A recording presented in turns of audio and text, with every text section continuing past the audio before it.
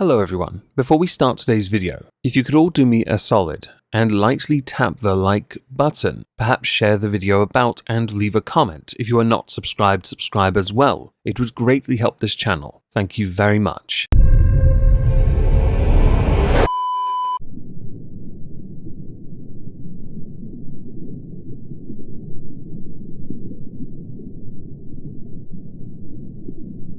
Well, isn't this just fantastic? Captain's Log, Subdate 221005.8. It does not matter how old or young you are. We here at the Halls of Injustice do not discriminate and have space for all perps. We're thinking about putting it on a brochure. Is it a good idea? Welcome to the Halls of Injustice. Today we welcome inmates number 144 to the ISO cubes. Inmates number 144 suffers from a debilitating condition called thrown his life away-itis, because he's a very young man who has thrown away his life and his career that was getting off on a good note. It was doing well, he was succeeding, he was striving forward. Well, he won't be doing that much more, unless it's behind bars in a prison pantomime, performing for other inmates that he then calls Daddy. Inmates number 144's name is Ryan Grantham, and Ryan Grantham, as you can tell, is going to be here for quite some time. Given the time he's going to be here, he might even have a chance to bulk up and not look like a puny guy, a reference made by his own lawyer when he realized, oh snap, Ryan is screwed and going to get screwed. So to start this video, we're going to talk a little bit about who he is, what it was he was doing before he committed his crime, to then discuss the crime he committed and his sentence. So who is Ryan Grantham, aka inmates number 144? Ryan Grantham is a 24-year-old Canadian born in British Columbia. He was a somewhat successful child actor and voice actor, with some of his more noteworthy credits being Jumper, that movie with Hayden Christensen, Supernatural, and a show called Riverdale. For his work, he has won 2 awards for his performance in Liz, which was a movie in 2011, where he won a Young Artist Award and a Vancouver Short Film Festival Award. Something worth adding concerning Ryan Grantham, inmates number 144, is that he suffers from a number of mental health conditions that make him a little bit sensitive. They were used as viable reasons and mitigating factors, in fact, in his trial, something we'll get to soon, don't you worry. This would include anxiety, clinical depression, and unalived thoughts, much of which is later determined via psychiatric reports to be something else, which we can certainly discuss during the trial aspect of this video. So now you know a little bit about who Ryan is, we're just going to go straight into what he did and how he did it. During 2020 and before, Ryan Grantham would practice the crime he would then commit. He would practice this, record it, and even make note of it within a journal. He was practicing for something big. The reason why was actually induced via copious amounts of cannabis and alcohol consumption, which was proven via psychiatric evaluations later on, along with other forms of testing conducted on Ryan Grantham. At the point of when the crime was committed, Ryan Grantham hadn't been doing much in the way of work. His acting credits ended in 2019 with Riverdale, and the crime he committed, before you ask, happened just as coronavirus worldwide lockdown coofness things happened, just before. So it wasn't because of COVID, but his sentencing was because of COVID, because courts weren't exactly in use then. The original intended target for Ryan Grantham's wrath was Justin Trudeau, the Canadian cuckold Prime Minister. But to make sure he got off to a good start, he had to test his plans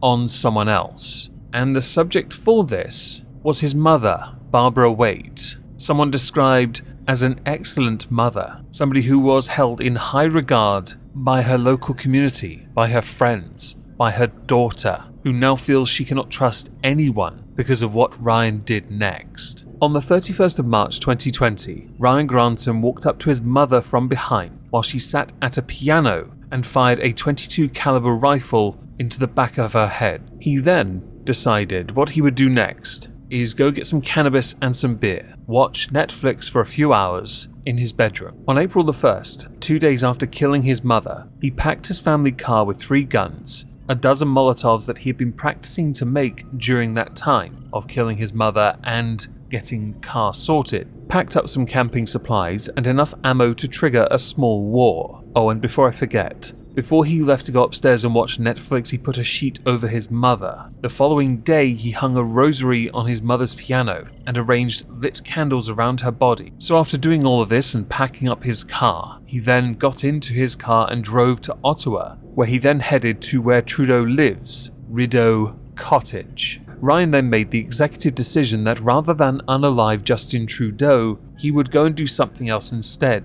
He had thoughts of committing a mass shooting on the Lionsgate Bridge, or at the Simon Fraser University. Why that university? Because he was once a student there. Why the bridge? I have no earthly idea. No article would indicate why. Instead though, Ryan had this better idea. He decided, rather than continue down this path, where he believed he had to take a life out of this world, he genuinely believed this, he decided to go to the Vancouver Police Department and then turned himself in by telling an officer, "I killed my mother." So with this all in mind, and a heinous crime it certainly is, we now need to talk about the trial along with the sentence. And I'm going to insert a disclaimer now. When I had initially heard his plans were to go for Trudeau, I had genuinely believed drugs were an integral part of this entire problem. So let us now talk about the trial, where Ryan Grantham faced the charge of first-degree murder. Meow?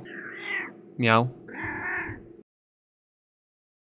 During the trial, Ryan Grantham pleaded guilty to the charge of second-degree murder. First-degree murder was what they were after initially, with Crown Prosecutor Michaela Donnelly telling the hearing on the 13th of June this year he put the crosshairs on the back of her head, closed his eyes and pulled the trigger. The explanation that Grantham had given to the police was that he couldn't bear his mother to witness the violence he had intended to commit on the world and himself. The prosecution also said that Ryan Grantham had been racked with suicidal and homicidal urges in the months leading up to it. He had been plotting to assassinate Trudeau for months, detailing his plans in a diary which was later recovered by the police. Psychiatric reports later found that Ryan Grantham, as time progressed and he grew up, developed a form of psychosis from heavy marijuana and alcohol abuse, along with adding that just before he had handed himself in with the police, he would sit in the car with a gun trained on his head, and that the only thing that stopped him from going through with this was that he believed that he owed the world a life. Later on, when he was being sentenced, being quoted as saying, "I took from the world a beautiful life, so I owe the world a life." Played for the court was a video that Ryan Grantham had recorded himself on a GoPro of him committing the crime. In that video, he could be heard saying, "I shot her in the back of the head. In the moments after, she would have known it was me."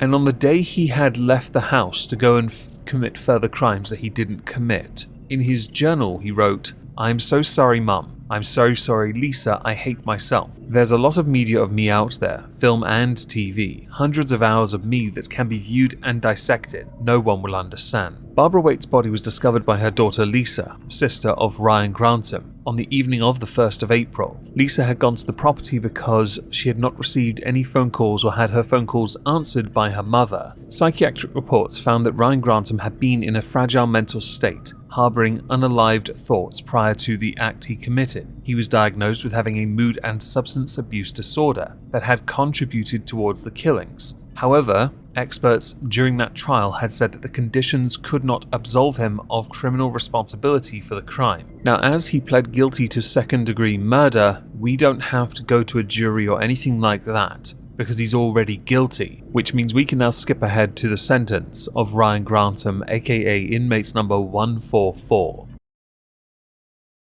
During Ryan Grantham's sentencing, his lawyer Chris Johnson had actually feared for Ryan's safety because he was worried because of him only being 5'2" and a very slim build, a Supermax prison might not be suitable for someone like him because he is at risk of being physically, psychologically and sexually intimidated. The judge agreed with this. However, it is not down to the judge where he then spends his time. It is in fact down to correctional authorities who determine where he spends his prison sentence. Ryan Grantham, aka inmate number 144, was given the inevitable sentence of life in prison, with a minimum tariff before he is eligible to apply for parole of 14 years. He is currently incarcerated at Pacific Institution, which actually acts as a maximum, medium, and minimum federal penitentiary located in Abbotsford, British Columbia. So I guess there's a chance he's in medium, but he did commit a murder and consider going on a shooting spree, so it's highly likely he's in maximum, where he belongs.